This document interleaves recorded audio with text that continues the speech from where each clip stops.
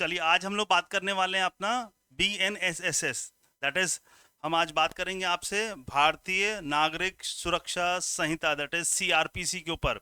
कल जो हम लोग ने क्लास शुरू की थी जहां पर हम आप लोग से बात कर रहे हैं कि जो इम्पोर्टेंट प्रोविजंस हैं, all of you are having the bare act, आप लोगों के पास बेर एक्ट होगी। ओके, आई होप कि आज आप लोग बेर एक्ट लेकर आए होंगे। ओके,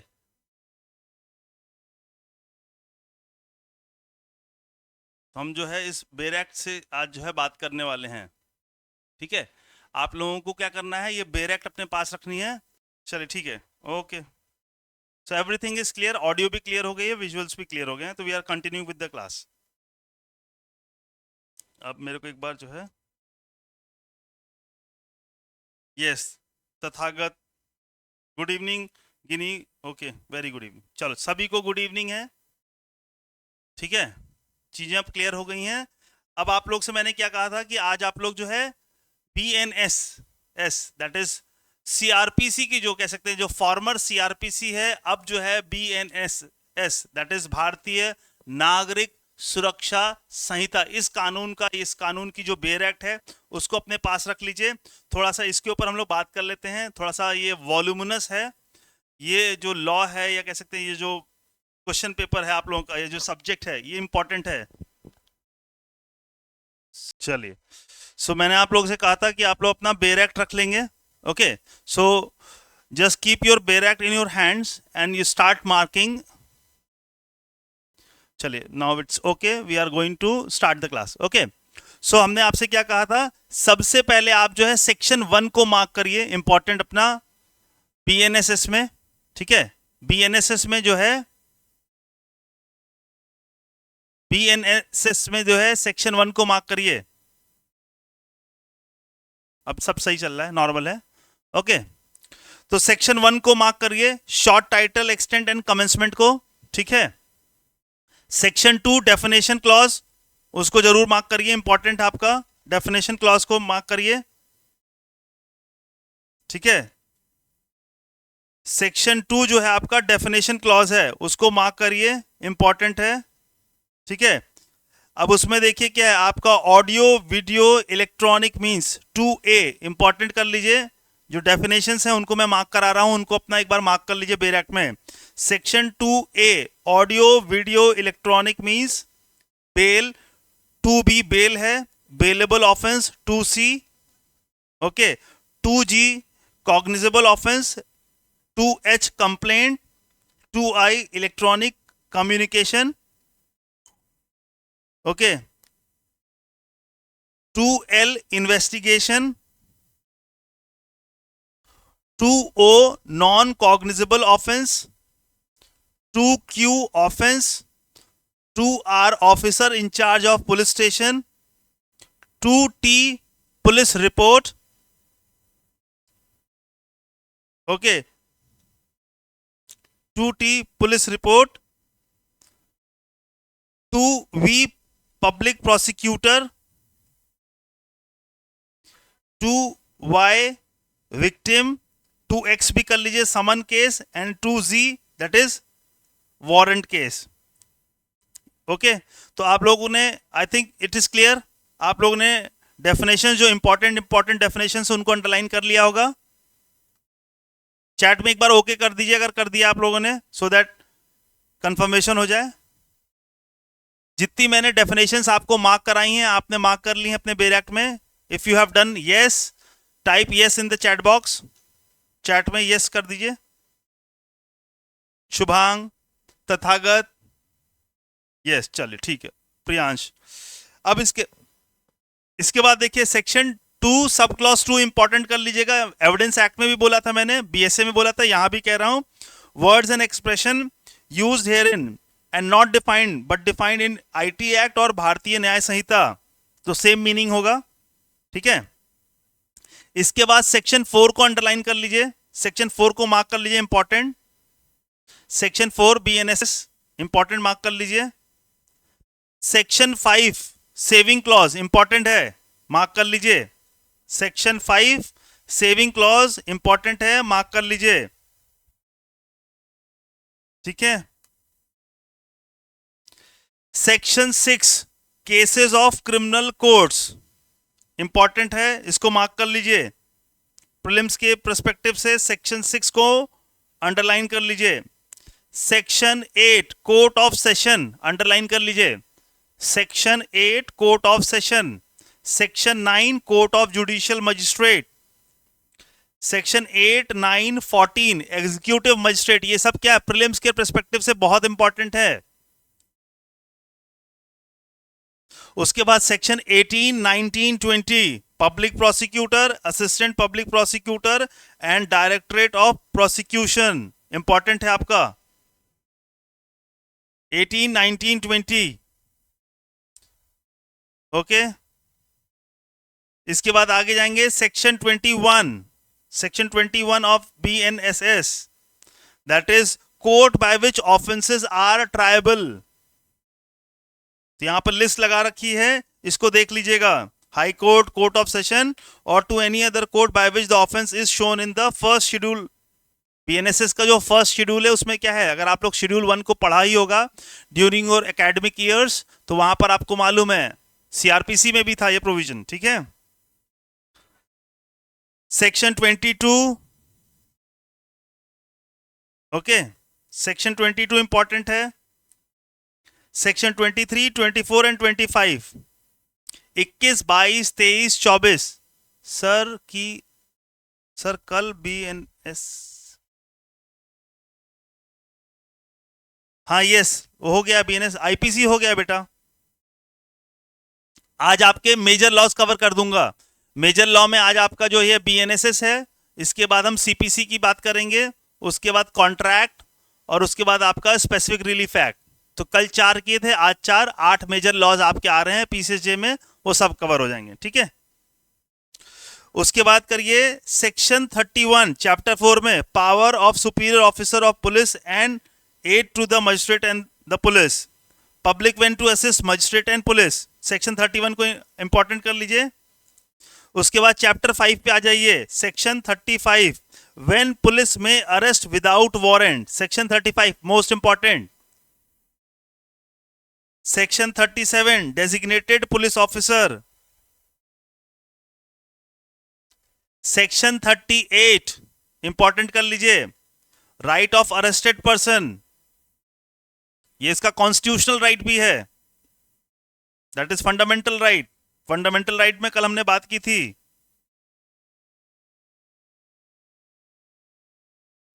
इसके बाद है arrest on refusal to give name and residence. Section 39, section 39 को कर लीजिए। अगर पुलिस वाला आपसे नाम पूछ रहा है, आपका घर पता पूछ रहा है, तो ऐसे में अगर आपने उसको डिनाई किया, उसको आंसर नहीं दिया, when any person who is in presence of a police officer has committed or has been accused of committing a non-cognizable offense, refuses on demand of such officer to give his name and residence, तो यहां पर क्या है, arrest करने का right है। Arrest by magistrate section 41, again इसको important कर लीजिएगा। सेक्शन 40 भी कर लीजिए, arrest by private person and procedure of such arrest. ये इंपॉर्टेंट है, यहां से आते हैं प्रीलिम्स में सवाल रहते ही रहते हैं। Section 43 most important, arrest how made. जब कभी भी अरेस्ट होगा उसका प्रोटोकॉल क्या होगा विमेन के कंटेक्स्ट में। provided that where a woman is to be arrested unless the circumstance indicate to the contrary, her submission to custody on an oral intimation of arrest shall be presumed, and unless the circumstance otherwise requires or unless the police officer is a female, the police officer shall not touch the person of the woman for making her arrest. ये थोड़ा सा precaution है, ध्यान में रखना है, ठीक है। सेक्शन 43 जनरल रूल से डिपार्चर है। जनरल रूल क्या कहता है, in making an arrest the police officer or the other person making the same shall actually touch or confine the body of the person to be arrested unless there is submission on the custody by words or action. आपने देखा नहीं हो, कई बार जब police कहती है तो कई बार आप जो लोग होते हैं अपना हैंड्स अप कर लेते हैं, दैट मीन्स ये बॉडी लैंग्वेज क्या कर रही है कि आई हैव गिवन अवे, मतलब मैं रेजिस्ट नहीं कर रहा हूं, मैं अपने आप को क्या कर रहा हूं, I am just submitting myself to the police, ठीक है। इसके बाद 47 person arrested to be inform on the ground of arrest and right to bail. Section 48 को इंपॉर्टेंट कर लीजिए। Obligation of person making arrest to inform about arrest etcetera to the relative और friends. मान लीजिए जो व्यक्ति अरेस्ट हुआ है तो उसको अपॉर्चुनिटी मिलेगी कि वो अपने near and dear family members को बताए कि जिन ग्राउंड्स पर अरेस्ट किया है उनको मालूम तो हो सके। इसके बाद section 51, examination of accuse by medical practitioner at the request of police officer. Examination of person accused of rape by medical practitioner, section 52 important. Section 53, examination of arrested person by medical officer. Section 54, identification parade, identification of person arrested. इसके बाद section 58 पे आ जाइए। section 58, person arrested not to be detained more than 24 hours. Important है आप लोगों के लिए। Section 59, police to report apprehension.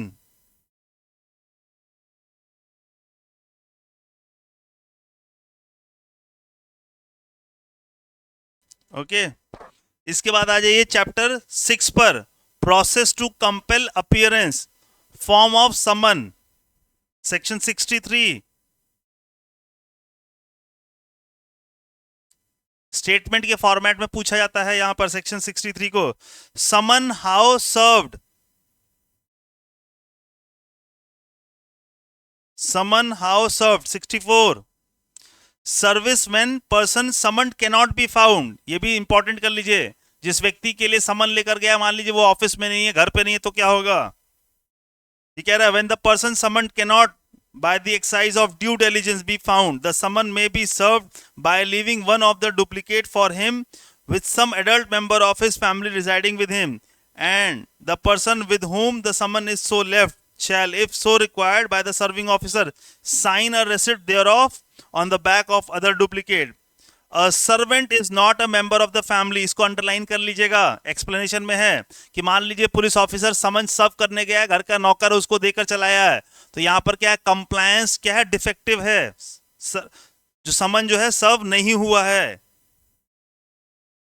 ये ध्यान रखिए, कई बार पूछा जाता है 66 में आपको कई बार ये जो सर्वेंट वाला क्लॉज है वो पूछा जाता है प्रीलिम्स में, तो उसको थोड़ा सा पर्टिकुलर रहेंगे वहां पर आप लोग। Service of summons on witness, section 71, form of warrant of arrest and duration 72, important कर लीजिए। 72 का क्लॉज 2 इंपॉर्टेंट कर लीजिए।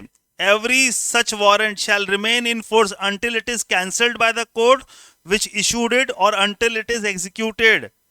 तो अगर मान लीजिए अरेस्ट वारंट आपके इशू किया गया है, मान लीजिए जुडिशियल मजिस्ट्रेट ने अरेस्ट वारंट इशू किया है, तो कब तक वो इन फोर्स रहेगा? जब तक वो अरेस्ट हैपन नहीं हो जाएगा, जिस व्यक्ति को पकड़ना है उसकी अरेस्ट ना हो जाए, या जब तक उस कोर्ट ने उस क्या है वारंट को कैंसिल आउट नहीं किया है। Okay 79, where warrant may be executed, section 79 को इंपॉर्टेंट कर लीजिए, where warrant may be executed. इसके बाद जो है proclamation for person absconding, section 84, most important. Proclaimed offender के बारे में पूछा जाता है, where is the provision under BNSS, proclaimed offender 84।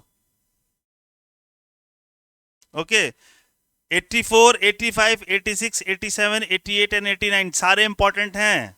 Attachment of property of person absconding, आप लोग देखिए आजकल यूपी में खूब सुन रहे होंगे, कुड़की हो गई, आपने इस तरह के टर्म सुने होंगे, कुड़की हो गई। कुड़की मतलब क्या है कि आपको जो है आप भागे फिर रहे हैं, सरेंडर नहीं कर रहे हैं, नोटिस निकाल दी गई है, उसके बाद भी अगर आप नहीं आएंगे तो स्टेट के पास पावर है, वो आपकी जो भी प्रॉपर्टी होगी उसको सब क्या कर लेगी, जब्त कर लेगी।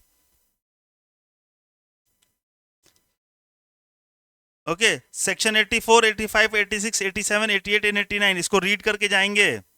सेक्शन 90 करिए, 9090, issue of warrant in lieu और in addition to summons, section 90। इसके बाद 94 कर लीजिए, summon to produce document or other things. 95, procedure as to letters. 96, when search warrant may be issued. search warrant किन conditions में issue होगा? Okay. 98, power to declare certain publication forfeited and to issue search warrant for the same. 98.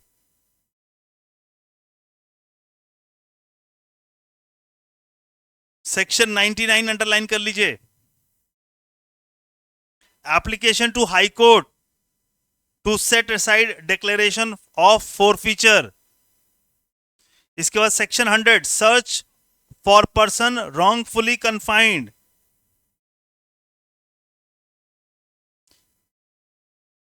Power to compel restoration of abducted females. Section 101 important है.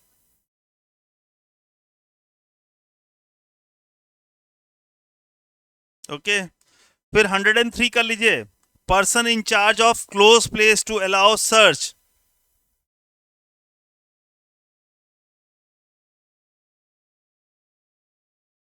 Hundred and 5, recording of search and seizure through audio video electronic means. 105 को important कर लीजिए. 105 को important कर लीजिए आप लोग. 106, power of police officer to seize certain properties.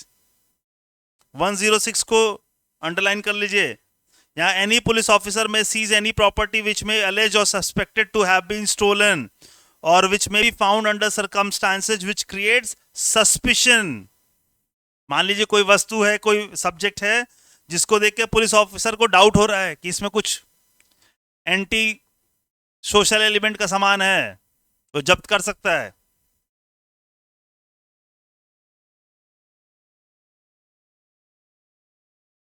उसके बाद 108, मजिस्ट्रेट में direct search in his presence.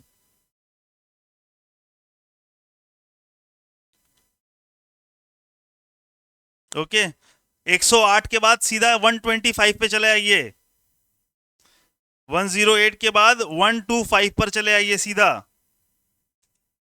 यहां पर security for keeping peace on conviction important कर लीजिए. 125, 126, 127, 128 एंड 129. 125 से लेके 129 तक सारे प्रोविजंस इंपॉर्टेंट हैं, पढ़कर जरूर जाइएगा. सेक्शन 135 इंपॉर्टेंट कर लीजिए.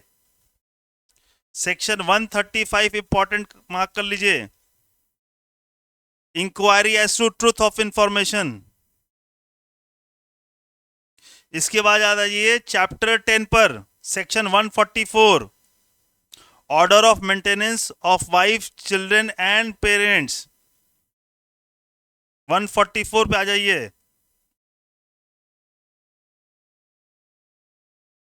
अब देखिए 144 क्या है, सेलिब्रेटेड सेक्शन है. मेंटेनेंस का जो है प्रोविजन है यहां पर. ओके तो इसको ध्यान में रखना है.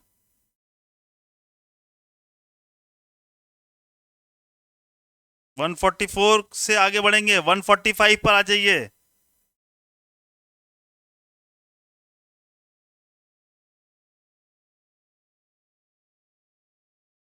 - 145 पे आ जाइए. फिर 146, alteration in allowances. 147, enforcement of order of maintenance. Important है ये सब. इसके बाद चैप्टर 11, 148 एंड 149. 148 सेक्शन मार्क कर लिए. Dispersal of assembly by use of civil force. 149, use of arm force to disperse assembly.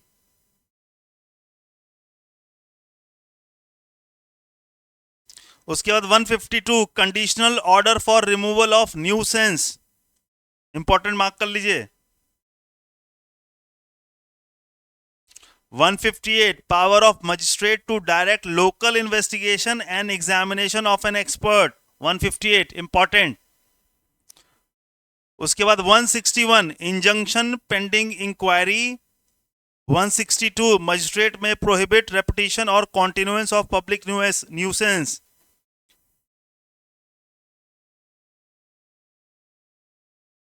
ठीक है। 163 भी अर्जेंट केस में, जहां पर क्या है, power to issue order in urgent case of nuisance और एप्रीहेंडेड डेंजर, 163। 165 को कर लीजिए, power to attach subjects of dispute and to appoint receiver. उसके बाद 167 local inquiry, most important prelims के नजरिए से कई बार पूछ लेता है लोकल इंक्वायरी का प्रावधान कहां है, where is the provision for local inquiry in BNSS, 167 will be the answer. इसके बाद आ जाइए चैप्टर 13 पर, information to the police and their power to investigate, 173 important कर लीजिए, information in cognizable cases, 173, 174 and 175 line से इंपॉर्टेंट कर लीजिए। इसके बाद 179, 180 and 181, that is police officer power to require attendance of witness, section 180 examination of witness by the police, and 181 statement to police officer and use thereof। अभी हम लोग ने BSA में इसके ऊपर चर्चा कर रहे थे।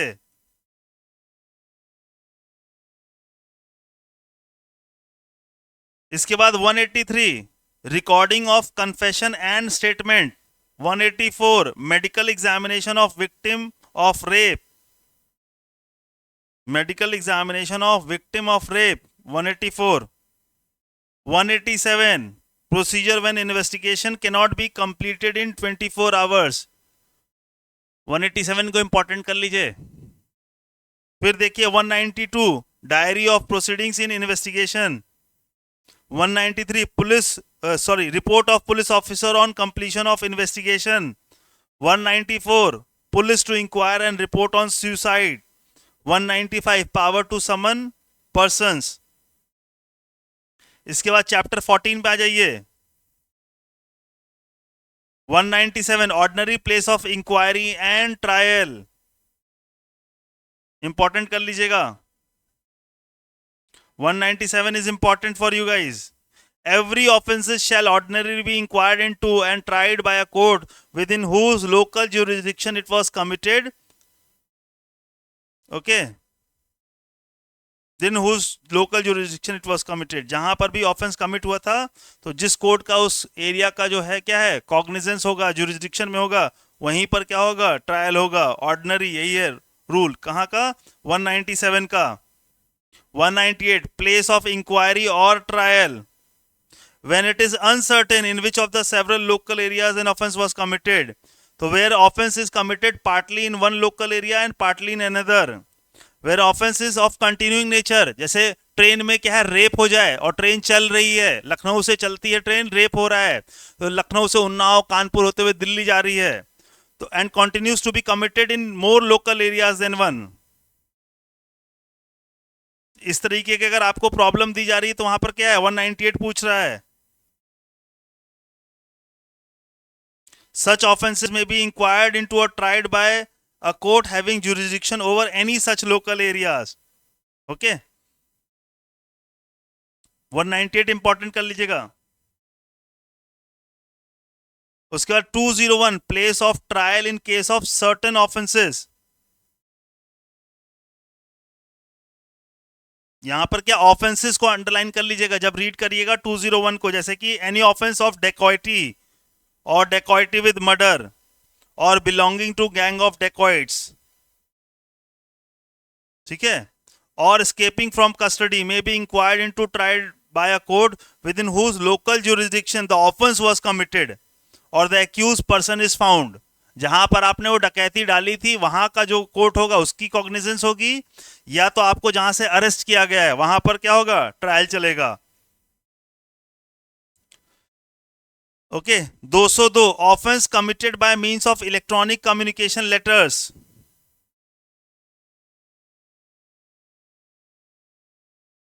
जैसे आजकल देखिए क्या चल रहा है, गवर्नमेंट ऑफ इंडिया ने वार्निंग दे रखा था कि अगर आपको कोई झूठा पुलिस वाला ईडी का ऑफिसर या सीबीआई का बन रहा है, ठीक है,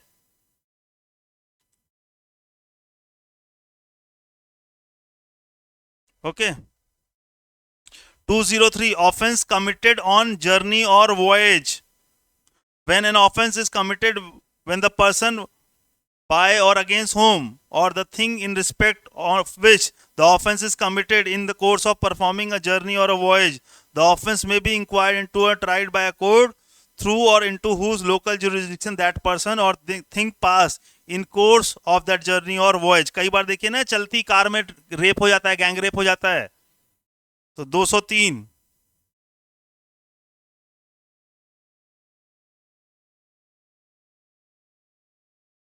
ओके उसके बाद 206 high court to decide in case of doubt district where inquiry और ट्रायल शैल टेक प्लेस. अगर कोई डाउट होगा तो हाई कोर्ट की जो पावर क्या है वो सुपरसीड होगी, कोर्ट डिसाइड करेगा, high court.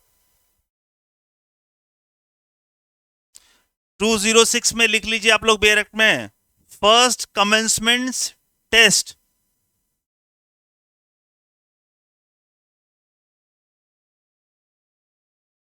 First commencement test इसका मतलब क्या हुआ कि सबसे पहले मान लीजिए यहां पर अगर 2-3 कोर्ट्स का इन्वॉल्वमेंट है तो कौन सी कोर्ट जो है इन्वॉल्व होगी इसके बारे में बात किया जा रहा है.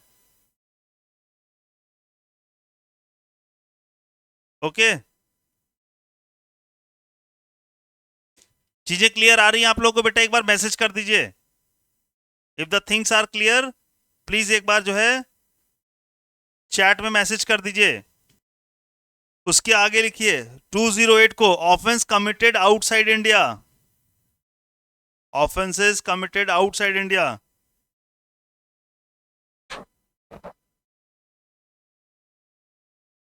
2010 cognizance of offence by magistrate. Important कर लीजिए. Cognizance of offence by court of session 213. 215 prosecution for contempt of lawful authority of public servant. Okay 215 216 215 16 17 18 19 20 ये सब इंपॉर्टेंट कर लीजिए. 215 से लेके 220 तक सेक्शन से इंपॉर्टेंट कर लीजिए. उसके बाद 222 प्रोसिक्यूशन फॉर डिफॉर्मेशन. अब चैप्टर 16 पे आ जाइए. 223 पूरा चैप्टर इंपॉर्टेंट है प्रीलिम्स के पर्सपेक्टिव से. पूरा चैप्टर ही इंपॉर्टेंट है. Examination of complainant procedure by magistrate not competent to take cognizance of the case. Postponement of issue of process and dismissal of complaint. ठीक है. इसके बाद इशू ऑफ प्रोसेस 227 227 228 229 230 एंड 233 इंपॉर्टेंट कर लीजिए.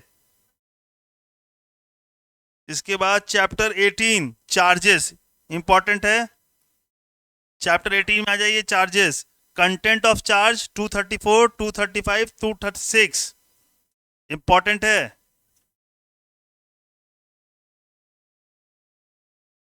सेक्शन 239 कोर्ट में ऑल्टर चेंजेस इंपॉर्टेंट कर लीजिए. यहां पर देखिए सिचुएशन दे रखी है. एनी कोर्ट में ऑल्टर और add any of the charge at the time before the judgment is pronounce. तो जजमेंट के प्रोनाउंस होने से पहले कभी भी जो है जो चार्ज है उसमें ऑल्टरेशन आ सकता है. एवरी सच ऑल्टरेशन और एडिशन शैल बी को अंडरलाइन कर लीजिए, मैंडेटरी है. Be read and explain to the accused. Okay उसके बाद 241 separate charges for distinct offences. 243 important कर लीजिए, most important. Trial for more than one offence. 244 where it is doubtful what offence has been committed. 244 को भी important कर लीजिए. ठीक है. इलस्ट्रेशंस देख लीजिए. 244 में इलस्ट्रेशंस देख लीजिए. A accused of an act which may amount to theft or receiving stolen property or criminal breach of trust or cheating. He may be charged with theft, receiving stolen property, criminal breach of trust and cheating. Or he may be charged with having committed theft or receiving stolen property or criminal breach of trust or cheating. Okay? ध्यान रखेंगे. 244 से आगे बढ़ते हैं. 246 and 247 when person may be charged jointly. 247. इसके बाद chapter 19 पूरा important है. 248 से लेके 260 तक कुछ भी छोड़कर नहीं जाना है, हर एक चीज इंपॉर्टेंट है. Framing of charge, conviction on plea of guilty, ठीक है, एक्विटली, सारा सब कुछ इंपॉर्टेंट है. पूरा चैप्टर 19 आप याद करके जाएंगे, एक एक सेक्शन पढ़कर जाएंगे. उसके बाद देखिए chapter 20 trial of warrant case. तो यहां पर ट्रायल ऑफ क्या है, court of session, warrant case, summons case, ये सब चैप्टर अपने आप में. इन चैप्टर की हेडिंग भी इंपॉर्टेंट है. इवन सेक्शंस तो इंपॉर्टेंट है, इवन इनके चैप्टर्स की जो हेडिंग है वो भी इंपॉर्टेंट है. जैसे चैप्टर 19 क्या कह रहा है, trial before court of session. Chapter 20 क्या कह रहा है, trial of a warrant case by a magistrate. 21 trial of summon case by a magistrate. 22 summary trial. Okay, तो इनको क्या कई बार क्या है, चैप्टर्स को क्लब कर लेते हैं वो लोग, और which of the following is correctly match और match the correct chapter also, ऐसे आ जाता है. इसके बाद chapter 23 most important, plea bargaining, आएगा ही आएगा, मान के चलिए. 289, 290 एंड 297 इंपॉर्टेंट कर लीजिए यहां पर.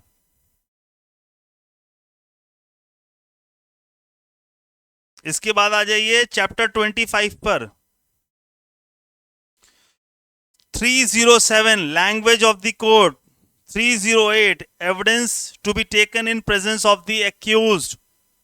315, 316 remark respecting demeanour of the witness. Demeanour of the witness, हाव भाव जो है उसकी बात होता है.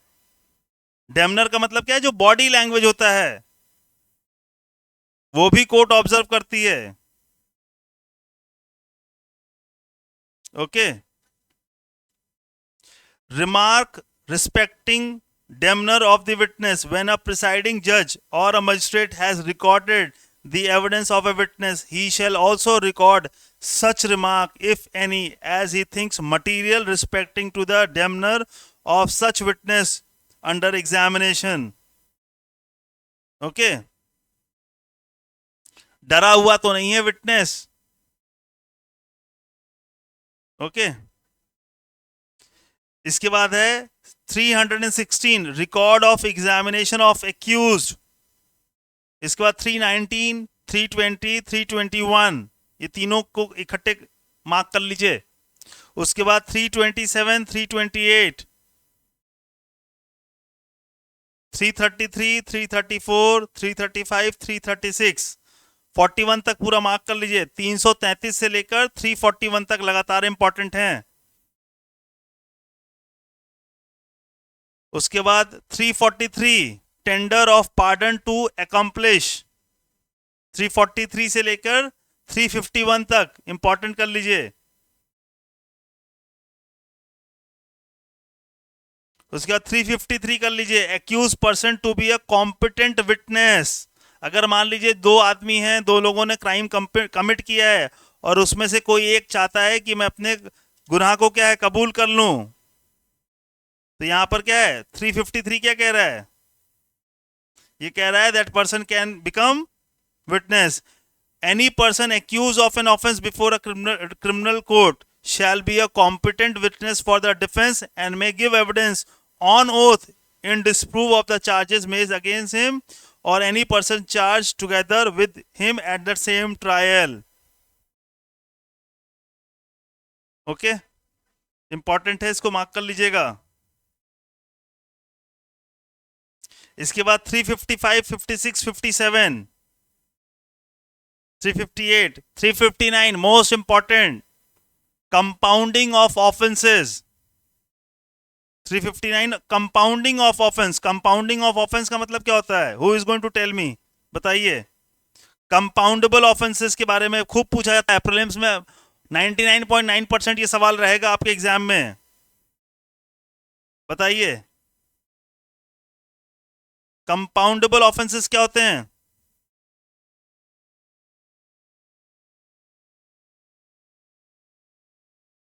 Who is going to tell me. Compromise, yes, generally criminal matters में क्या होता है, once the offence has been committed, तो अब उसके लिए जैसे मान लिया आपने किसी का मर्डर कर दिया, किसी के घर में जाके चोरी कर ली, फिर आप उसका पैर पकड़ लीजिए, सॉरी मैंने मर्डर कर दिया, माफ कर दीजिए, तो वो व्यक्ति, उसका परिवार चाह कर भी आपको माफ नहीं कर सकता है। ओके, बिकॉज ये क्या है, this is offence against the state, तो स्टेट आपको पनिश करेगा।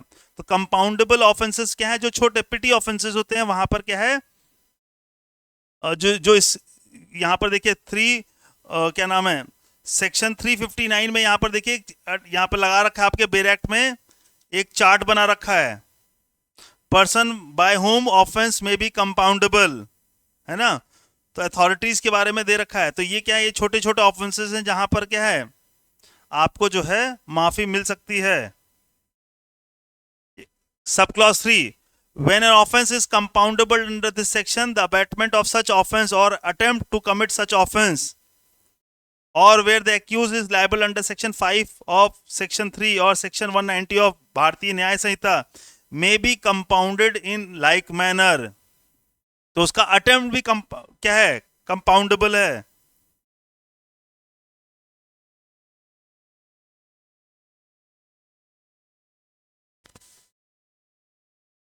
ठीक है, सब क्लॉज 9 जो है इंपॉर्टेंट है, देखिए लिखा हुआ है, no offence shall be compounded excepted as provided by this section.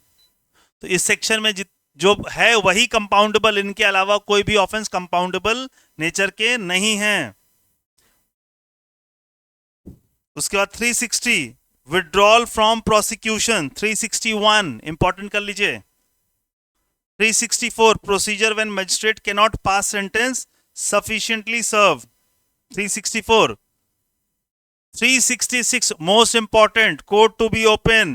Court to open का मतलब क्या हुआ, कोर्ट टू बी ओपन। 366 कह रहा है court to be open. Open court का मतलब क्या होता है बताइए, कोर्ट टू बी ओपन का मतलब है, बताएंगे, कौन बताएगा, कोर्ट टू बी ओपन का मतलब है, who is going to tell me. Yes, उसकी एक्सेसिबिलिटी की बात हो रही है। When we say court is open, that means आप देखते होंगे ना, कई जैसे एज अ लॉ स्टूडेंट आप में से बहुत सारे लोगों ने क्या किया, इंटर्नशिप्स की होंगी, तो ड्यूरिंग योर इंटर्नशिप पीरियड या आपको क्या है कोर्ट विजिट कराई गई होंगी एकेडमिक ईयर्स में, तो आपने क्या हुआ, कोर्ट की प्रोसीडिंग्स को फर्स्ट हैंड अपना ऑब्जर्व किया था। तो वो जो भी कोर्ट थी वो क्या थी, कोर्ट ऑफ ओपन थी, दैट मीन्स वहां पर कोई भी आदमी जा सकता है, उसकी प्रोसीडिंग्स को देख सकता है। ओके, चलिए, वेरी गुड। चलिए, इसके बाद chapter 27, 367 procedure in case of accused being a person of unsound mind. 368 procedure in case of person of unsound mind tried before the court. इसके बाद आ जाइए सेक्शन 383 पर, summary procedure for trial for giving false evidences. 384 procedure in certain cases of contempt. 383, 384, 386, 388, 389, 390, 391 important है ये सब prelims के perspective से।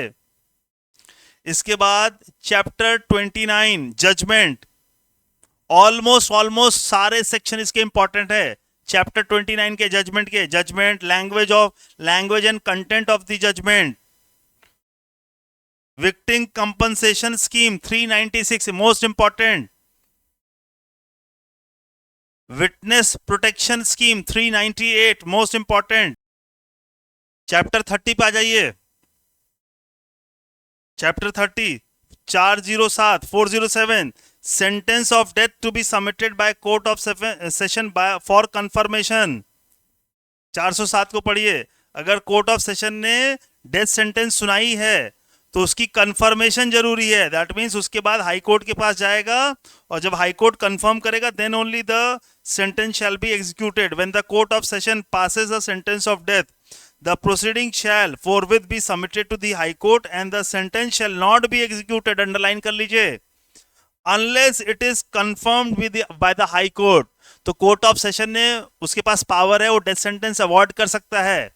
उसने अपने पावर को यूज किया और डेथ सेंटेंस अवॉर्ड कर दिया, तो क्या ये डेथ सेंटेंस एग्जीक्यूट हो जाएगा, तुरंत दे दिया जाएगा, फांसी पे चढ़ा दिया जाएगा? नो, कंफर्मेशन जब तक नहीं होगा तब तक नहीं होगा। 409, power of high court to confirm sentence और एनुअल कन्विक्शन, इसको भी मोस्ट इंपॉर्टेंट कर लीजिए। 407 409 दोनों इंपॉर्टेंट हैं। इसके बाद चैप्टर 31 अपील पे आ जाइए। 413 415 417 18 19 21 ये सारे इंपॉर्टेंट हैं। 413 415 417 18 19 एंड 421 ये सारे इंपॉर्टेंट हैं।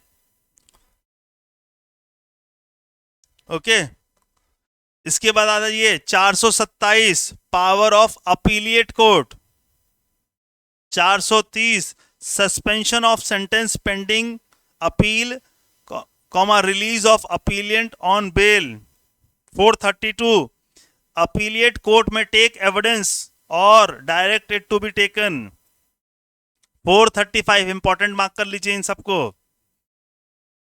इसके बाद देखिए रेफरेंस रिवीजन का जो है प्रोविजन है चैप्टर 32 में, तो reference to high court 436 most important.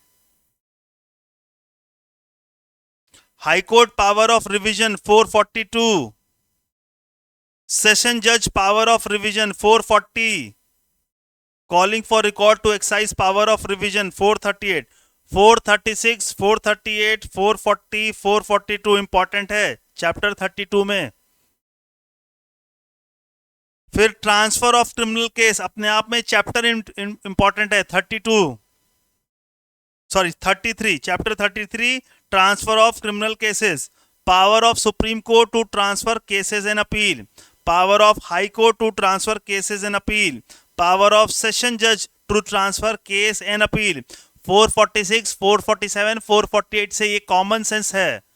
क्या पता चल रहा है कि ट्रायल जो भी है उसको ट्रांसफर करने का अधिकार किसके पास है इंडिया में, किन कोर्ट्स के पास क्या है, ऑफेंसेस को ट्रांसफर करने का राइट है। तो सबऑर्डिनेट कोर्ट्स अगर शुरू करेंगे तो कोर्ट ऑफ सेशन से शुरू करेंगे, हाई कोर्ट और सुप्रीम कोर्ट तक जाएंगे।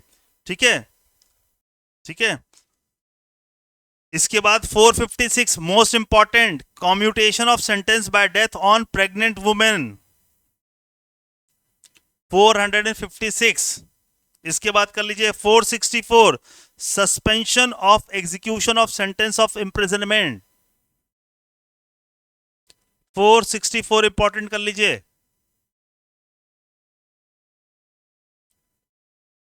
464 इंपॉर्टेंट है। 467 sentence on offenders already sentence for other offences. 472 mercy petition most important, नई एंट्री है इसलिए। 472 मर्सी पिटीशन हमारे प्रेसिडेंट के पास भी है, कौन बताएगा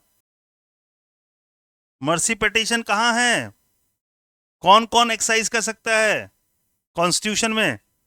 मर्सी पिटीशन की पिटीशन आप कहां कहां फाइल कर सकते हैं?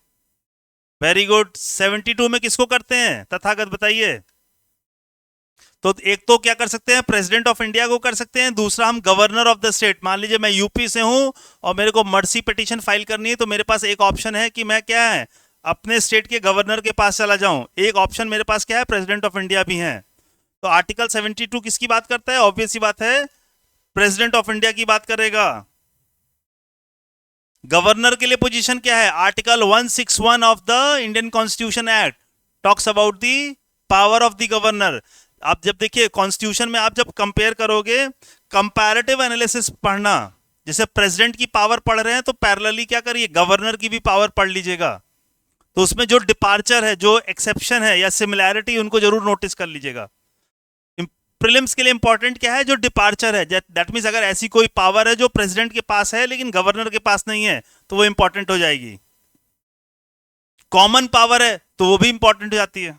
ठीक है, जैसे यहां पर है आर्टिकल 72 क्या कर रहा है, मर्सी पिटीशन की पावर दे रहा है। अब इस मर्सी पिटीशन की पावर में फंडामेंटल डिफरेंस है, वो नोटिस कर लीजिएगा।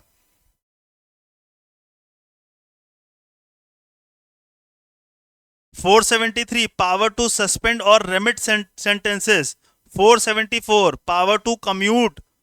475 restriction on power of remission and commutation in certain cases. 476 concurrent power of central government in case of death sentence. 477 state government to act after concurrence with central government in certain cases. Okay इसके बाद chapter 35 most important bail और bond से related provisions हैं. In what cases bail is to be taken. 478 पढ़िए. देखिए 478 पढ़ेंगे तो क्या लिखा हुआ है. In what cases bail is to be taken. 478 से लेके 484 तक सब इंपॉर्टेंट है. 478, 79, 80, 81, 82, 83, 84 सारे सेक्शंस इंपॉर्टेंट हैं. इंटायर चैप्टर 35 इंपॉर्टेंट है. उसमें भी क्या है. 487 discharge from custody. 492 cancellation of bond and bail bond. ठीक है. इसके बाद 497 order for custody and disposal of property pending trial in certain cases. 498 order for disposal of property at conclusion of trial. 503, 504, 505 power to sell perishable properties.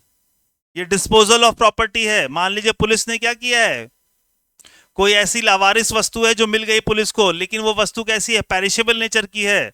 तो जब तक उसके owner को वो फाइंड करेगा वो सामान खराब हो जाएगा. तो यहां पावर है कि आप उसको क्या कर दिए, बेच दीजिए. Okay. 37 irregular proceedings. Irregularities which do not vitiate proceedings. मतलब कुछ गलतियां हुई हैं, उससे प्रोसेस में कोई बहुत ज्यादा अंतर नहीं होगा.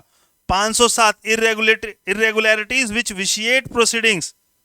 ध्यान रखिएगा 506, 507 पढ़कर जाइएगा. 506, 507 इंपॉर्टेंट कर लीजिएगा. कब प्रोसीडिंग्स विशिएट हो जाएंगे. विशिएट करने का मतलब इंटायर प्रोसेस खटाई में चला जाएगा.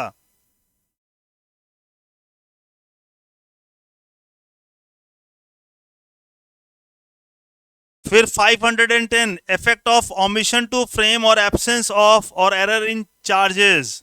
511, 510, 511 इंपॉर्टेंट कर लीजिए. इसके बाद क्या है, limitation for taking cognizance of certain offences. 513 पूरा चैप्टर इंपॉर्टेंट है. Chapter 38 each and every section is important. इसके बाद आ जाइए chapter 39 trial before high court. 520 important हो जाएगा आपके लिए. 523 power of high court to make rules, most important. 525 cases in विच जजेस और magistrate is personally interested. 525, 526, 527, 528 inherent power of the high court, most important. 100% आने वाला सवाल है ये. Where is the power of or where is the provision of inherent power of High Court? 528, 528. Duty of High Court to exercise continuous superintendence over the court. ये कहाँ है. 529. 530 new है, important कर लीजिएगा. Trial and proceeding to be held in electronic mode. 530 most important कर लीजिए. नया provision है. कोविड में देखिए क्या यूज हुआ था. कोर्ट्स बंद थी तो कैसे चल रहा था मामला. How we were functioning. Trial and proceedings to be held in electronic mode. All trial, inquiry and proceedings under this Saita, including issuance, service and execution of summon and warrant, examination of complainant and witnesses, recording of evidences in inquiry and trial. All appellate proceedings or any other proceedings may be held in electronic mode by use of electronic communication or use of audio, video, electronic means. है ना. तो ध्यान रखेंगे. इसके बाद first schedule को भी एक बार जरूर गो थ्रू हो जाइएगा, उसमें क्या है, क्लासिफिकेशन ऑफ ऑफेंसेस है। ओके, इसको एक बार जरूर देख लीजिएगा। तो now we can say that कि एटलीस्ट हमने अब क्या कर लिया है, अपना जो BNSS है, दैट इज CRPC जिसको कहते हैं, वो हमारा कंप्लीट हो गया। ओके, अब इसके बाद दूसरा प्रोसीजर एक्ट जो है CPC, उसको ले आइए, उसके ऊपर बात कर लेते हैं, वो भी बहुत इंपॉर्टेंट है। जल्दी से आप लोग CPC की बैरेक्ट खोलिए। अब यहां पर देखिए, आप लोग नोट कर लीजिए सेक्शन 1 को, short title and commencement. Short title commencement, इसको याद कर लीजिएगा, प्रीलिम्स के लिए बहुत इंपॉर्टेंट है, कई बार पूछ लेता है CPC कब इफेक्टिव हुआ, date of enforcement of CPC, तो इंपॉर्टेंट है आप लोगों के लिए। ठीक है, सेक्शन 2, सेक्शन 2 क्या है, डेफिनेशन क्लॉज है, तो ऑब्वियस सी बात है यहां पर क्या है, इंपॉर्टेंट हो जाएगा। सेक्शन 2 में कुछ डेफिनेशंस हैं, वो इंपॉर्टेंट है, उनको मैं बता रहा हूं, कर लीजिए।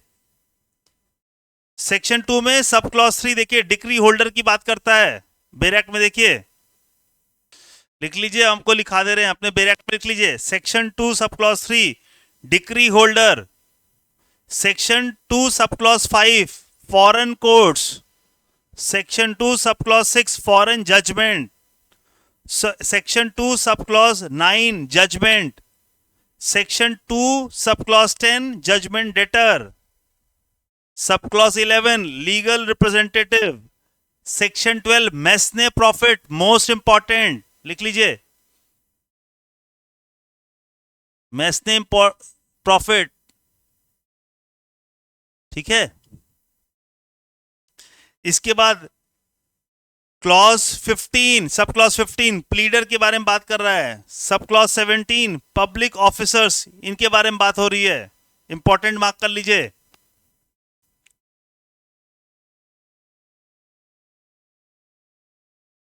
इसके बाद जो है पिक्यूनरी जुरिस्डिक्शन के बारे में बात हो रही है, कहां पर, सेक्शन 6 में पिक्यूनरी जुरिस्डिक्शन, इसको अंडरलाइन कर लीजिए बैरेक्ट में। Section 7 provincial small cause courts. Section 8 presidency small cause court, ये प्रीलिम्स के पर्सपेक्टिव से इंपॉर्टेंट है, कई बार पूछ लिया जाता है।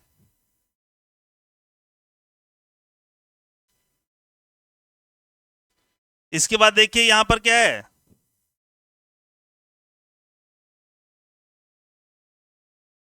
सेक्शन 9, सेक्शन 9 को कर लीजिए, court, court to try all civil suit unless barred. Section 9 कर लीजिए, court to try all civil court unless barred. Section 10 कर लीजिए, stay of suit, that is principle of res sub judice. Section 10 principle of res sub judice, लिख लीजिए अपने बैरेक्ट में,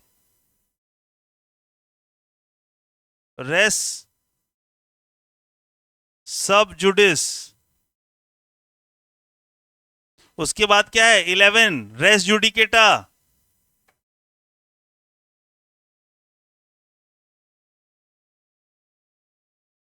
principal of res judicata, ये ध्यान रखिएगा।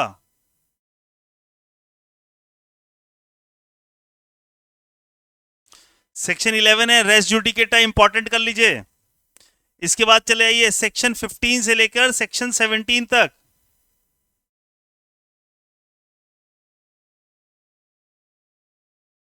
यहां पर देखिए क्या है, यहां पर देखिए लिखा हुआ है प्लेस ऑफ सुइंग, ये इंपॉर्टेंट है। सेक्शन 15 ऑनवर्ड्स, सेक्शन 15 से लेकर सेक्शन 27 तक के प्रोविजंस को इंपॉर्टेंट मार्क कर लीजिए।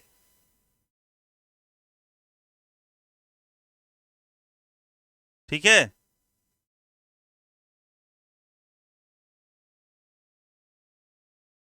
इनको इंपॉर्टेंट मार्क कर लीजिए। सेक्शन 15, 16, 17 से लेकर क्या है सेक्शन 27 तक।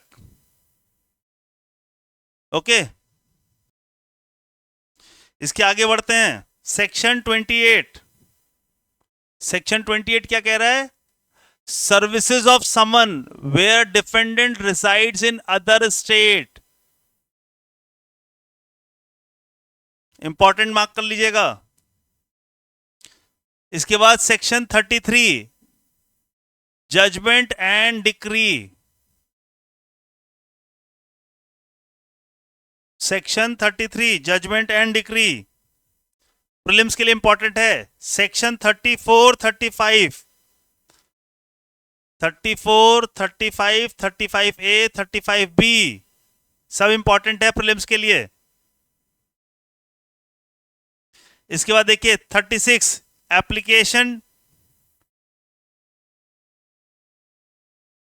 Application to order.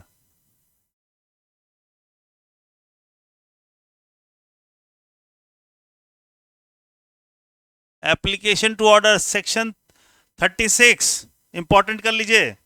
37, definition of court which passes a decree. 38, court by which decree may be executed, important है। इसके बाद section 40, transfer of decree to court in other states. 42, power of court in executing transfer decree. 46, precept important कर लीजिए, most important, कई बार आपको जो है prelims में मिल जाता है। प्रिसिप्ट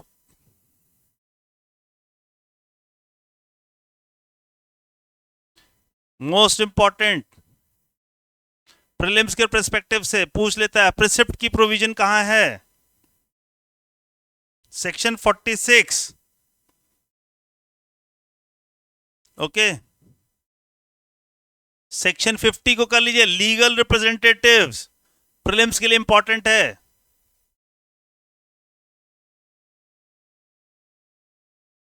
legal representative section 50, 51, power of court to enforce execution. 55, arrest and detention, important mark कर लीजिए। Property liable to be attachment and sale in execution of decree, important. यहां तक इंपॉर्टेंट कर लीजिए आप लोग अपने बेरेक्ट में। बेरेक्ट में क्या करिए, टिक कर लीजिए, जैसे मैं यहां पे टिक कर रहा हूं इसी तरीके से अपने बेरेक्ट को टिक कर लीजिए। इंपॉर्टेंट है ये सारे के सारे चीजें आप लोगों के लिए। Section 60, property liable to attachment and sale in execution. इसके बाद 75 से लेकर 78 तक चले जाइए। इसके बाद क्या है 75 to 78, power of court to issue commission. 75, 76, 77, 78, commission issued by foreign court, letter of request, commission to another court, ये सारे इंपॉर्टेंट हैं। Notice most important, notice. 82, execution of decree.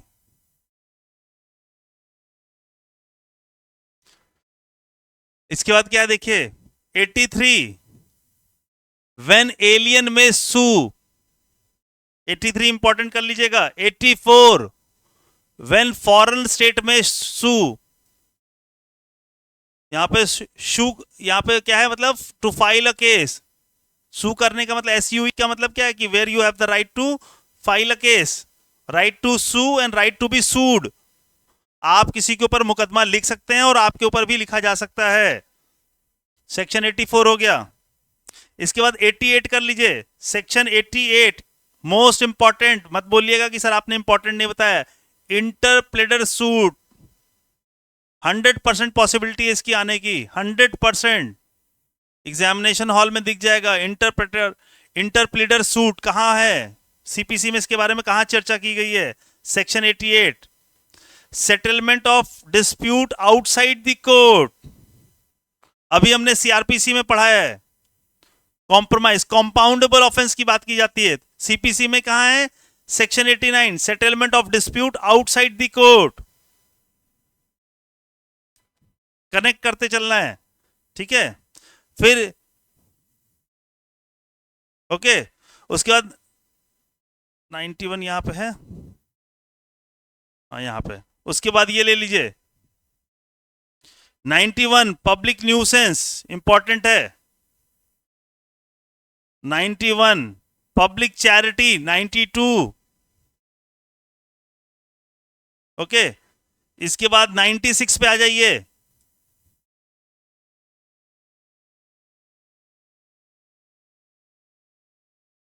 96 appeal from original decree. इसके बाद 100 पे आ जाइए, second appeal, important again. 107 power of appellate court,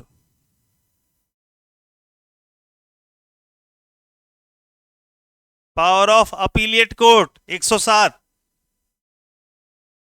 when appeal lies to supreme court 109।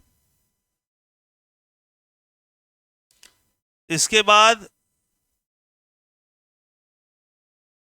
Important है यहां पर 113 रह गया पीछे। देखिए यहां पर क्या है, रेफरेंस रह गया था, reference to high court, again most important.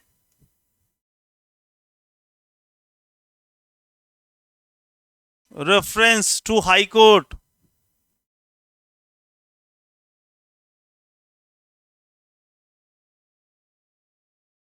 फिर 114 115 अपने आप में इंपॉर्टेंट है।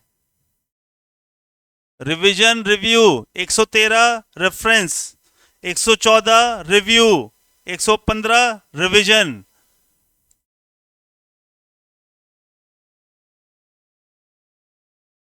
RRR, अभी एक साउथ इंडिया की मूवी आई थी ना, तो वैसे है ये तीनों आर अपने आप में इंपॉर्टेंट हैं, पूछा जाता है 100%। पीवाईक्यू अगर आप सॉल्व कर रहे होंगे तो आपको you must be encountering such kind of question. सीधा आता है, स्ट्रेट सवाल आता है, कोई बहुत ज्यादा पूछा घुमाते नहीं है आपको ये लोग।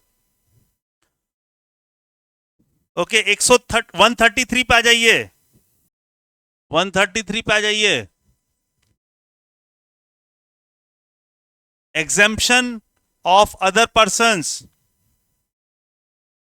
137 language of subordinate court, again ये भी इंपॉर्टेंट है। Language of subordinate court 137 important है। And last but not the least,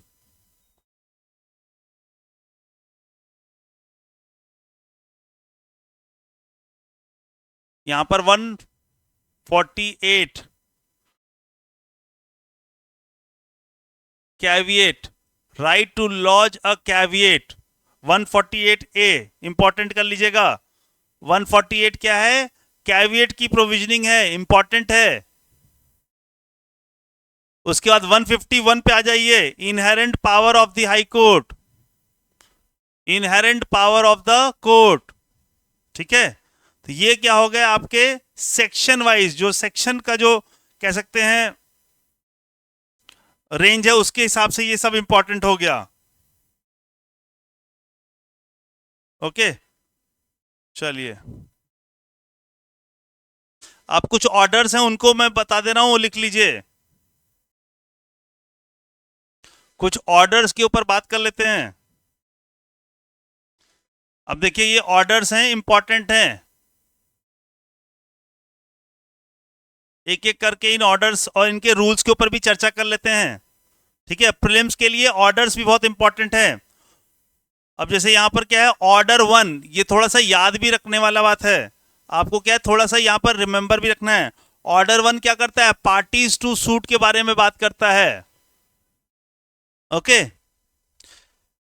1 से लेकर ऑर्डर 1 से लेकर ऑर्डर 10 तक ये मिनिमम है। आपको सारे ऑर्डर्स क्या होने चाहिए, बाय हार्ट याद हो जाने चाहिए। सीपीसी में थोड़ा देखो मजबूरी है आप लोगों की, याद करना पड़ेगा। 1 से लेकर ऑर्डर 10 तक आपको मोटा मोटा याद रहना चाहिए. You should be in position to connect कि किस ऑर्डर में क्या प्रोविजन है. कई बार ये भी पूछा जाता है, ऑर्डर 1 में क्या बोल रहा है, पार्टी टू सूट पूछ रहा है. ऑर्डर 2 में क्या कर रहा है, फ्रेम ऑफ सूट की बात कर रहा है. ऑर्डर 1 में इंपॉर्टेंट मार्क करिए, 1 2 3, 1 2 3, 3A इंपॉर्टेंट है आपका. उसके बाद 8 9 10, 8 9 10 ये इंपॉर्टेंट है आपके लिए. और लास्ट 13. ओके, तो ये जो है कुछ आपके रूल्स हैं ऑर्डर 1, वो उसके जो रूल्स इंपॉर्टेंट है उनके बारे में मैंने बात कर ली है.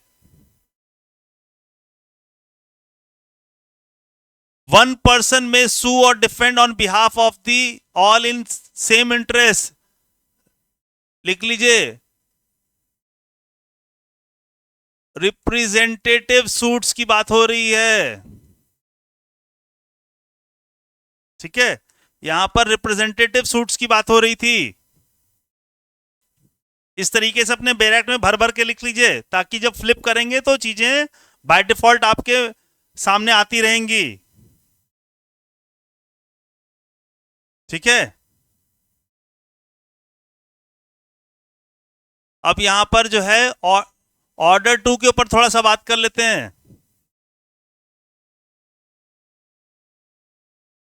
ऑर्डर 2 फ्रेम ऑफ सूट्स की बात करता है. Rule 1 2 3 and 7, 1 2 3 and 7. Frame of suit, suit to include the whole claim, relinquish of part of claim, omission to sue for one for several relief, joinder of cause of action, objection as to misjoinder. ये सब आप क्या करेंगे, mark कर लेंगे. Isn't it? इसके बाद rule 3, rule 3 की बात कर लेते हैं. तो रूल 3 क्या कह रहा है, order 3 recognises agent and pleader. Order 3 recognised agents and pleader की बात हो रही है. यहां पर rule 1 2 that is appearance etc may be in person by recognized agent or pleader. Rule 2 recognized agent की बात कर रहा है. Rule 4 appointment of pleader. ये 3 जो सब इसके रूल्स हैं ऑर्डर 3 के, इंपॉर्टेंट है, मार्क कर लीजिए बेर एक्ट में.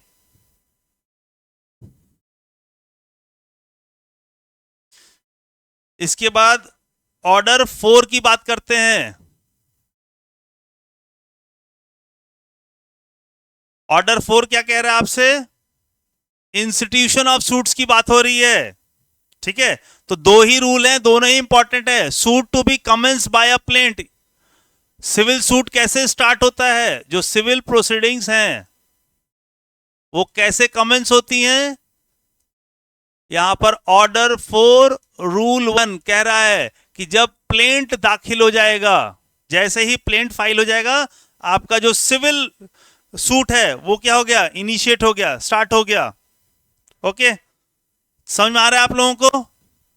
शुभांग, पारुल, तथागत, विनी, ओके करते रहिए बेटा. ठीक है, इसके बाद ऑर्डर 5 पे आ जाइए. ऑर्डर 5 की हेडिंग क्या है, issue and services of summon. Most important. CPC में क्या है, समन से रिलेटेड जो प्रोविजन होते हैं इंपॉर्टेंट हो जाते हैं. ऑर्डर 5 अपने आप में क्या इंपॉर्टेंट है. तो यहां पर देखिए 156, 156 ये कहां से इशू हो गया, ये किससे रिलेटेड हो गया है, इशू ऑफ द समन से. समन के इशू से क्या है, रूल 1 रूल 5 एंड रूल 6 ये इंपॉर्टेंट हो गया. उसके बाद सर्विसेज ऑफ समन में rule 9 9A and 10. Delivery of summon by court, summon given to the plaintiff for services and mode of services. इसके बाद क्या है, सर्विस ऑन सेवरल डिफेंडेंट, 11 को भी इंक्लूड कर लीजिए.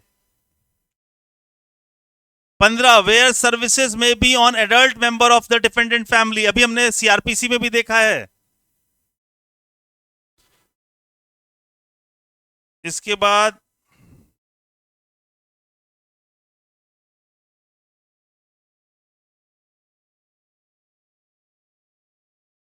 इसके बाद इसका रूल 20 भी कर लीजिए। सब्स्टिट्यूटेड सर्विसेज की बात कर रहा है।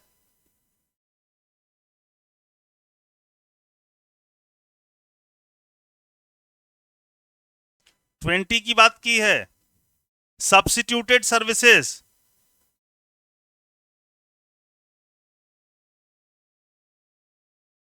उसके बाद रूल 24 को एक बार देख लीजिए।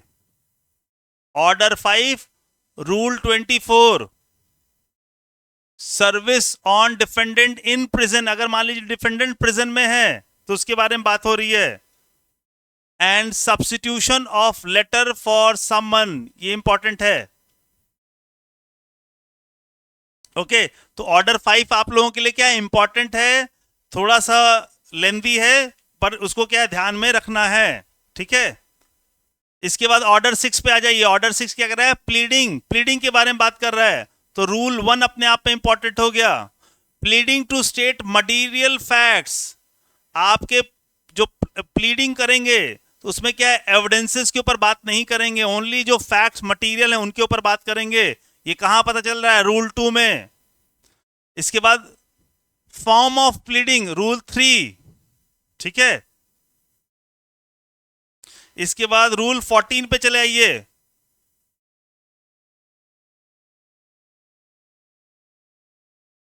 रूल 14 पे चले आइए, pleading to be signed.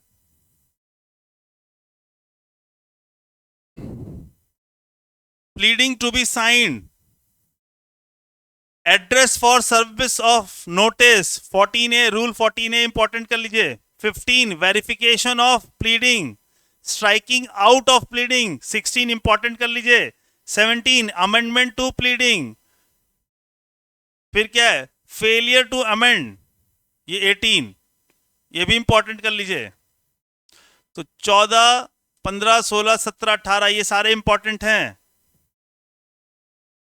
Okay,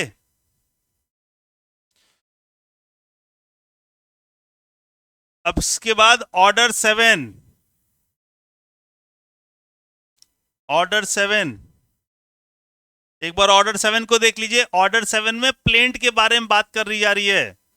तो सिविल सूट जो होगा वो क्या होगा, हमने कहा कि प्लेंट के थ्रू जो है, whenever a civil suit has to be flying, तो आपको क्या करेंगे, प्लेंटिफ क्या करने वाला है, प्लेंटिफ जो है प्लेंट फाइल करेगा, डिफेंडेंट क्या करेगा, रिटर्न स्टेटमेंट फाइल करेगा। Is it clear,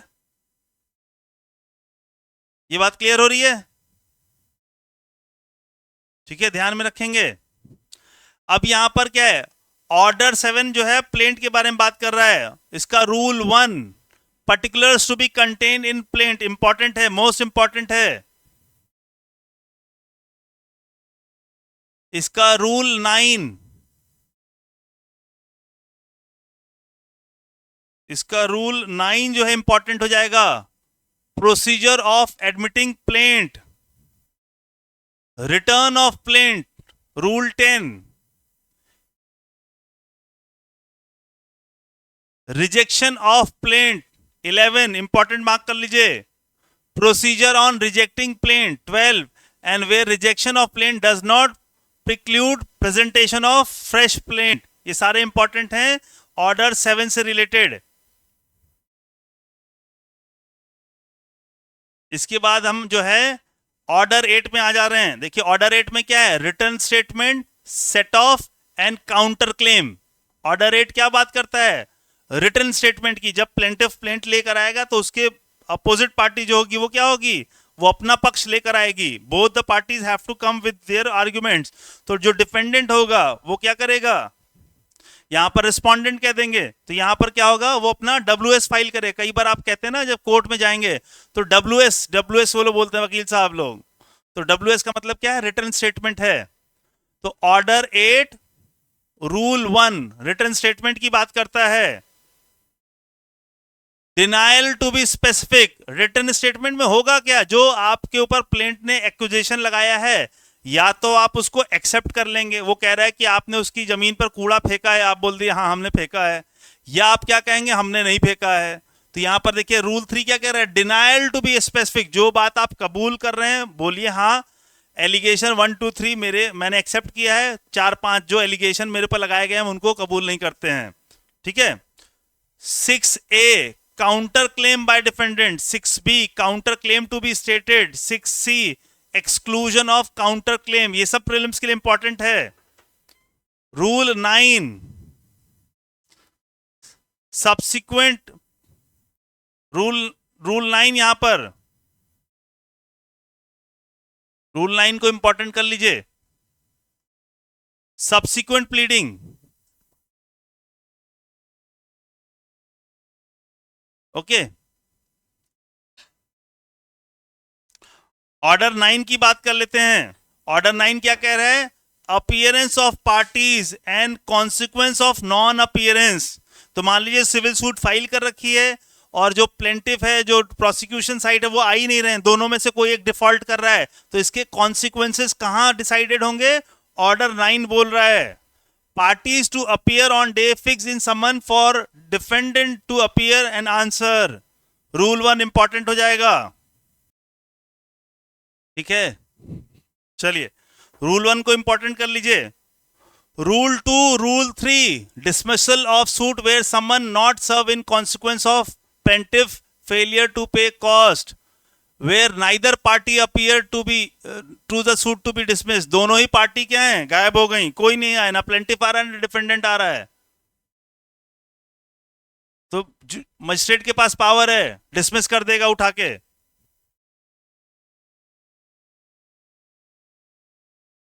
to and three, okay.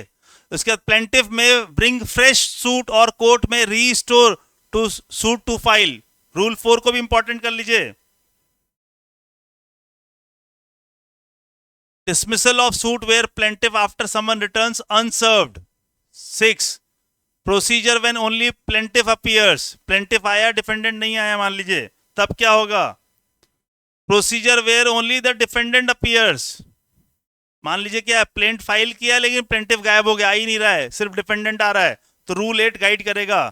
Rule 12 consequence of non attendance without sufficient cause shown of parties order to appear in person.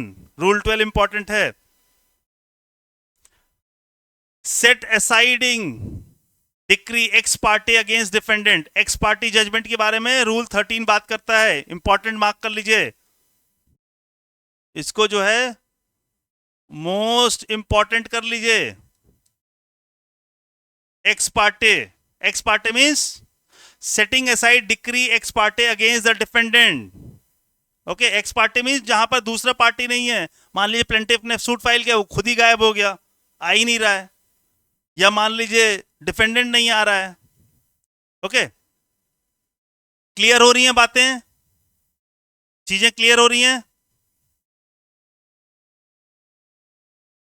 चलिए एक बार अब जो है ऑर्डर 10 पे भी बात कर लेते हैं आप लोग से। ऑर्डर 10 क्या कह रहा है? Examination of parties bye the court, ठीक है। छोटा सा ऑर्डर है, इंपॉर्टेंट है लेकिन अपने आप में। 1 ascertainment whether allegation in pleading are admitted or denied। तो ये क्या डिफेंडेंट करेगा? या तो एडमिट करेगा तो डिनाई करेगा। 1A 1B and 1C direction of the court to opt for any one mode of alternate dispute resolution, इसी की मैंने बात की थी। इस सीपीसी में क्या है? कोर्ट के ऊपर रिस्पॉन्सिबिलिटी है कि वो ऑल्टरनेट मेथड्स के लिए भी जाएं, ऐसा नहीं है कि ट्रायल लेने के लिए परेशान रहें। कोर्ट्स की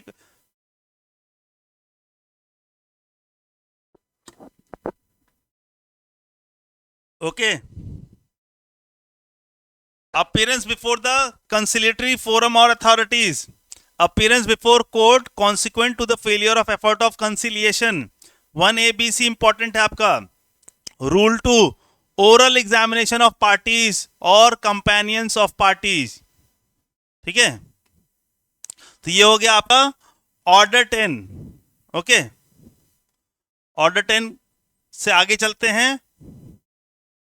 ऑर्डर 11 डिस्कवरी एंड इंस्पेक्शन की बात कर लेते हैं। यहां पर ऑर्डर 11 क्या है? ये कह रहा है डिस्कवरी एंड इंस्पेक्शन, ओके। तो यहां रूल 1 डिस्कवरी ऑफ इंटोगेटरीज, ठीक है। उसके बाद rule 2, particular interrogatories to be submitted, setting aside और स्ट्राइकिंग आउट इंटरोगेटरीज,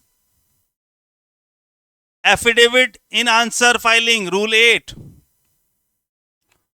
उसके बाद आपका जो है यस रूल 14 पे चलते हैं।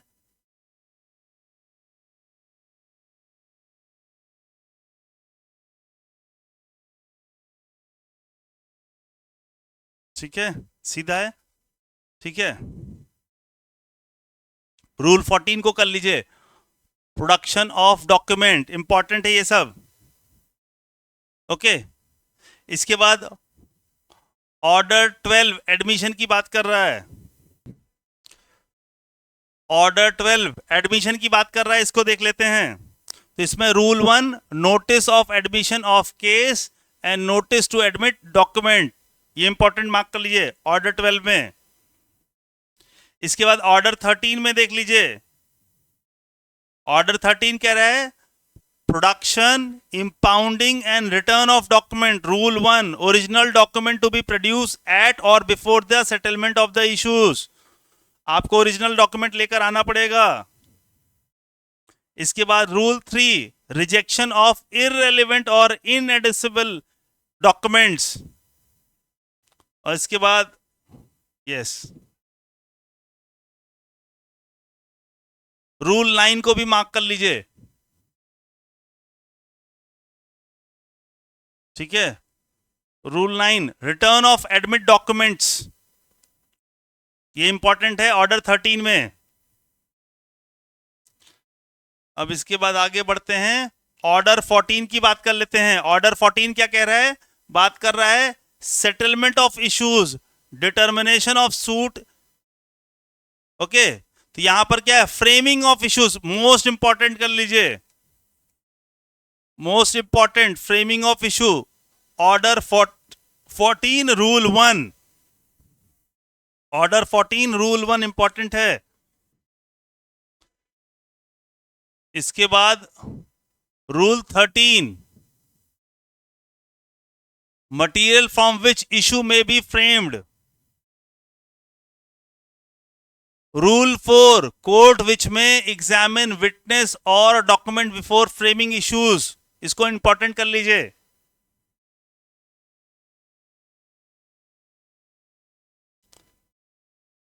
फिर power to amend and strike out, इसको इंपॉर्टेंट कर लीजिए, स्ट्राइक आउट करने की जो पावर है। फिर क्वेश्चन ऑफ फैक्ट और लॉ में by agreement be stated in form of issues.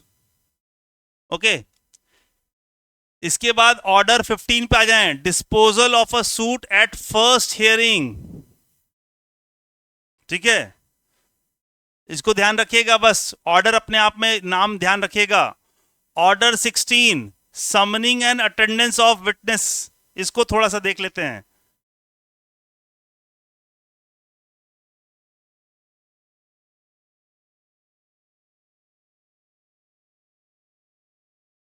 Order 16, summoning and attendance of witness. इसमें rule 1, list of witness and summons to witness, important हो गया।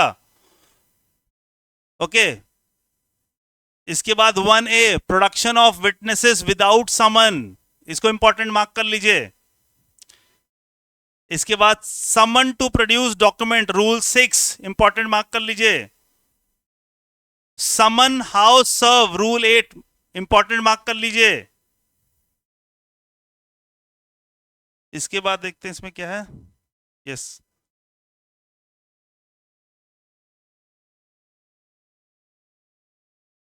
इसके बाद 13, मोड ऑफ अटैचमेंट, इसको इंपॉर्टेंट मार्क कर लीजिए।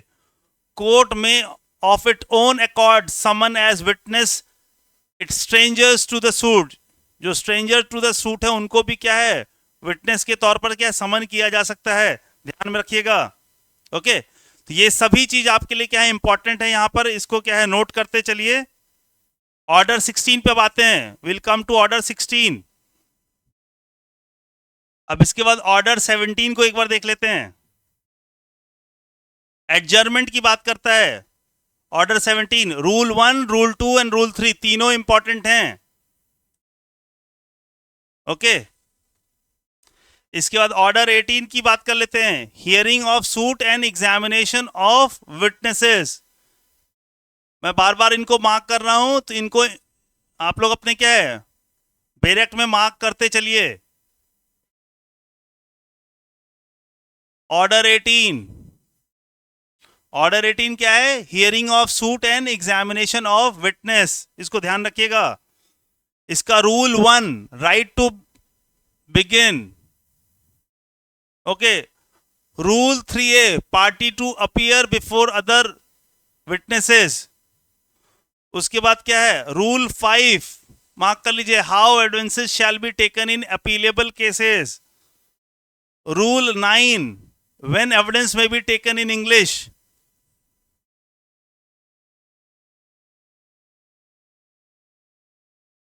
ओके, इसके बाद rule 12, remark on demeanour of witnesses. Rule 17, court में recall and examine witnesses, important है। इसके बाद ऑर्डर आपका जो है 19, एफिडेविट, इंपॉर्टेंट नहीं है ज्यादा, इसमें आपको क्या करना है, बस ध्यान रखना है अपना। ऑर्डर 19 एफिडेविट की बात करता है। अब इसके बाद ऑर्डर 20 देखिए, जजमेंट एंड डिक्री की बात हो रही है। ऑर्डर 20, जजमेंट एंड डिक्री, तो यहां पर 1 से लेकर 8 तक, यहां पर क्या है, रूल 1 से लेकर रूल 8 तक इंपॉर्टेंट मार्क कर लीजिए। ठीक है, ऑर्डर 20 में क्या है, 1 से लेकर 8 तक मार्क कर लीजिए। उसके बाद ऑर्डर 20A, कॉस्ट के बारे में बात कर रहा है। ठीक है, यहां पर देखिए ऑर्डर 20A, कॉस्ट के बारे में बात हो रही है, इसको इंपॉर्टेंट कर लीजिए। 21 अपने आप में सबसे बड़ा जो है ऑर्डर है ये। ऑर्डर 21 को अगर आप रीड करेंगे तो देखिए क्या इसमें 100 से ज्यादा रूल्स हैं। ओके, तो यहीं पर क्या कर लीजिए, लिस्ट बना लीजिए। ऑर्डर 21 के आगे जो है मैं बोल रहा हूं, आप लोग मार्क कर लीजिए। ऑर्डर 21 में रूल 1 मार्क कर लीजिए, रूल 18, रूल 46A, 49, 50 एंड 54, इनको इंपॉर्टेंट बना लीजिए। इसके बाद ऑर्डर 22 पे आ जाते हैं। Order 22, death, marriage and insolvency of the parties. ठीक है, 1 से लेकर ऑर्डर 9 तक, 1 से लेकर 9 तक इंपॉर्टेंट कर लीजिए।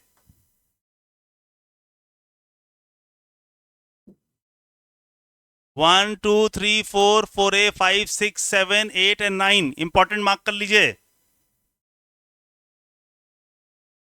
इसके बाद ऑर्डर 23 पे आ जाइए, withdrawn and adjustment of suits. Rule 1, 1A and 3, 1, 1A and 3, compromise of suits, important कर लीजिए। ऑर्डर 26 पे आ जाइए। इसके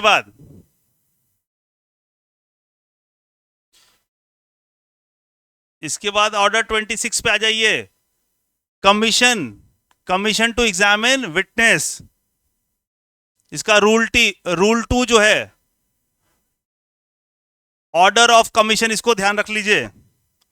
ऑर्डर 32 पे आ जाइए। इसके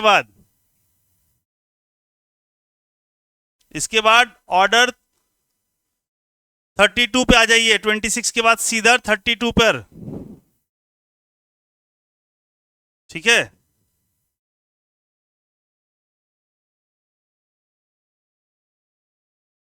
ऑर्डर 32, ऑर्डर 32 में rule 1, rule 2, rule 4, rule 5, rule 8, rule 9, rule 10 and rule 11, इनको इंपॉर्टेंट मार्क कर लीजिए। 1, 2, 4, 5, 8, 9, 10 एंड 11।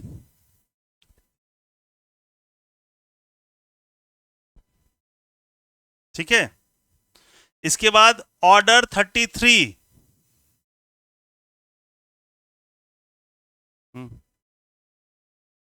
अच्छा, ऑर्डर 33, रूल 1 से लेके 11A तक इंपॉर्टेंट मार्क कर लीजिए। रूल 1 से लेकर 11A तक मार्क कर लीजिए, सारे इंपॉर्टेंट हैं। इसी तरह ऑर्डर 35 पे आ जाइए। ऑर्डर 35 में रूल 1, रूल 3 एंड रूल 4। उसके बाद ऑर्डर 38 पे आ जाइए। ऑर्डर 38 में रूल 1, रूल 2, रूल 3, रूल 4।